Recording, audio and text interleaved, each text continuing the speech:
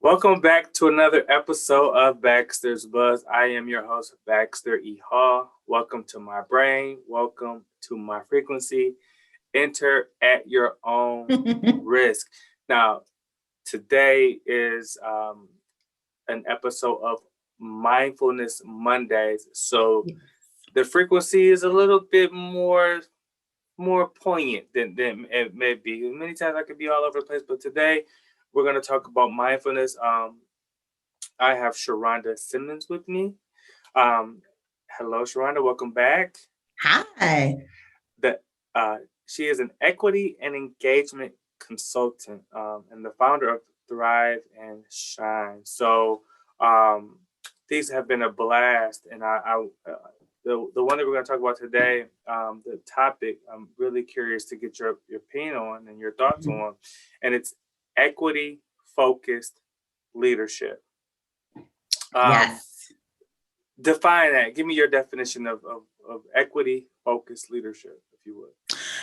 I would define equity focused leadership as thinking about the decisions that are made an agency among a team with like an equity and inclusion focus. I think a lot of times leaders may understand to an extent like it's important to have people of different backgrounds or different skill sets and strengths. And so it's one thing to talk about sort of the diversity piece of we've got people of different identities and backgrounds, but the equity piece is how do those people thrive? How do those people move? What access are they given within an agency? And so when a leader has an equity focused lens, they're thinking about everywhere from policies and procedures, the clients that they work with and the staff they supervise. They're thinking about it from the standpoint of equity. Is how am I providing adequate, fair access to everybody involved?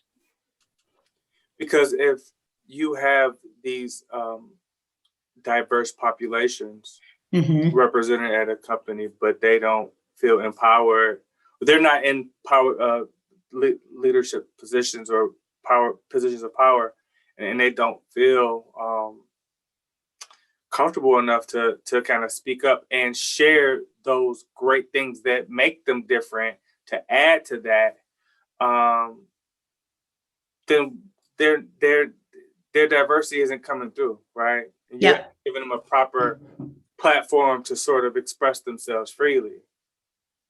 Yeah, and I think it's problematic, honestly. I call it problematic practice to have sort of just like, we're going to hire this one person of color and we're going to hire these two women to sort of check off a box. When you're trying to bring people in of different backgrounds and experiences, there has to be a level of consciousness and awareness of what that experience could be like for them.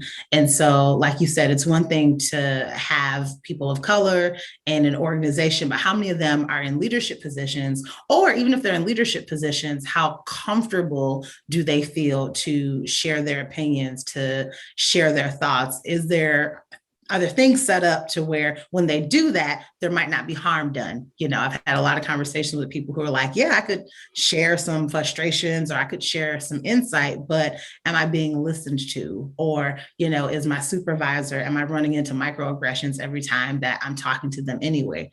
And so I think that being an equity focused leader is regardless of what your identities are, it's thinking about how you show up, how other people show up, how the agency is showing up in a community, and is that from an equitable standpoint, if that makes sense. Yeah. You know, last year after the murder of George Floyd, there Mm-hmm. were a lot of conversations around, what Black people have been feeling, you know, forever in this country. Mm-hmm. And there were, town hall, in these virtual settings, and there were, tell us how you feel, share your feelings, and there were a lot of people that did share things, right? And I'm just talking about friends and associates of mine, that work at various Mm-hmm. companies, and then there were a lot of people that were like, no, no, no, I'm not gonna, I'm not Uh-huh. gonna share anything, right? Because first of all, I'm still hurt, I'm Yep. hurting from this, right? And I'm not sure, if you truly care, Mm-hmm. And B, if if the me being so vulnerable, will it really be accepted without any sort of resentment or repercussions like Mm-hmm. following it, right? Like, talk about that. Yeah, I think that one, people reserve the right to not share. I had some pushback that I gave in a situation. I was in a meeting sort of around the time of George Floyd. And, folks were like, well, what's going to happen? And like, what are you going to do? And how are you going to help spearhead this? And I think when you talk about leadership and you talk about equity, it's not fair to have all the people of color or all one group of particular people be the ones who are spearheading that. Particularly, my conversation with folks was like, I've been tired. Like, I know people who've been doing social justice work for years. This is not new. Being Black is not something that I just woke up with, 2 weeks ago. Yeah. And so you have to have a little bit of patience and understanding and respect that. And so I think that's part of it. Is it should just be one group making all the decisions, and it shouldn't be that the burden has to be on, marginalized groups and agencies to have to lift all of that work up and do the heavy lifting. But, I think it's one thing to say, we want you to share, we want your thoughts and opinions. But I know friends who work at a ton of different agencies,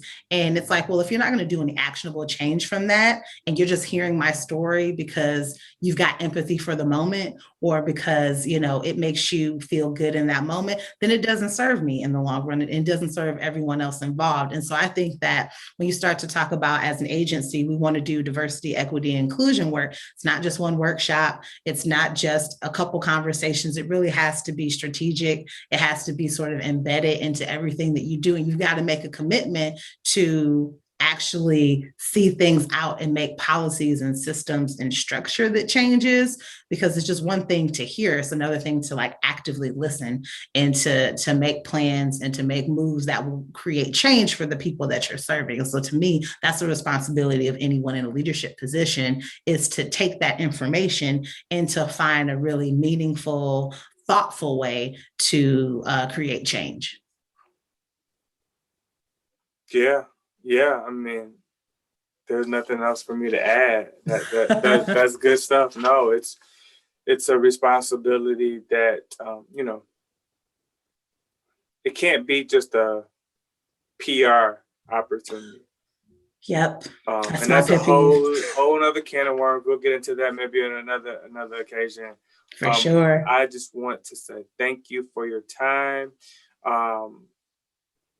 Where can people find you if they are looking for consulting or coaching as it relates to these, this mindfulness, the equity piece, cultural piece?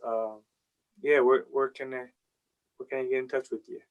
Yeah, well, thanks for having me, as always.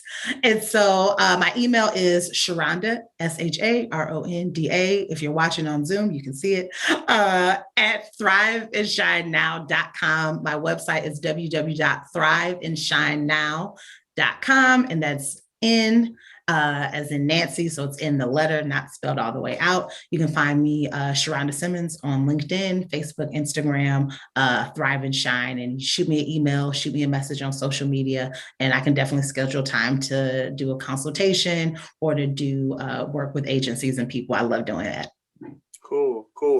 Well, on behalf of Sharonda, I am Baxter E. Hall. Thanks again for another episode of Mindfulness Monday, and looking forward to doing it again here soon. Yes. All right, peace. Bye.